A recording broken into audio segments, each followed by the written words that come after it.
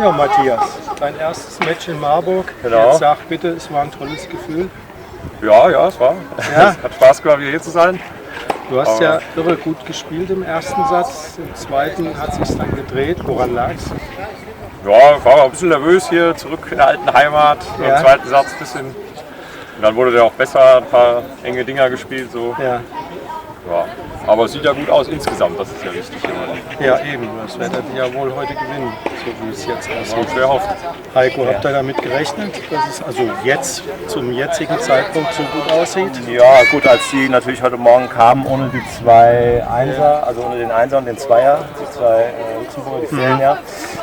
Da haben wir uns natürlich dann schon erhofft, dass heute mehr geht als letztes Jahr. Und ja, im Moment sieht es ganz gut aus für ein 3-2 und jetzt ist aktuell der Lazar noch dran und er führt aber auch sehr hoch. Also könnte 4-2 sein nach dem ersten. Du hast ja dein Spiel souverän gewonnen. 4 Matchbälle hattest du. Ja, es war 6-2 und dann Gab's da 5-4. Zitterhändchen? Ja, war ein kurzes Zitterhändchen, aber dann hat es doch noch gut geklappt.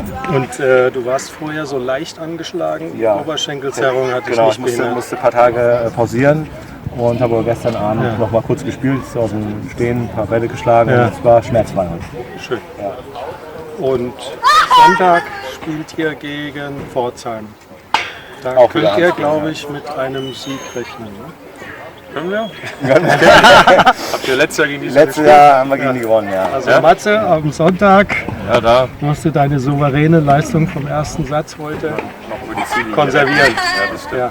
Also konditionell war es aber kein Problem Nö, für dich. Ne? nö, das haben wir dann so ein bisschen gekippt, das Ganze. Du hast ja vorher in der Bundesliga gespielt. Ne? Ja, also Und ist das Gefühl vom habe ich Niveau her ein großer Unterschied zu heute? ja, vorne schon. Da spielen ja vorne schon, nur so ja. Ex-Profis wie der Lazar, da spielen Ja. schon richtig gute Leute.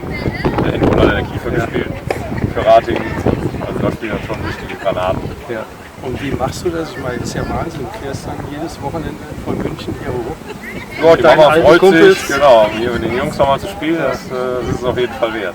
Und wenn ihr heute gewinnt, lasst das heute Abend mal krachen. Da werden ein paar Bierchen getrunken auf jeden Fall. Ja, davon ist auszugehen. Aber bitte nicht zu viel. Ne? Aber da müssen wir erst noch hier die Doppel ernsthaft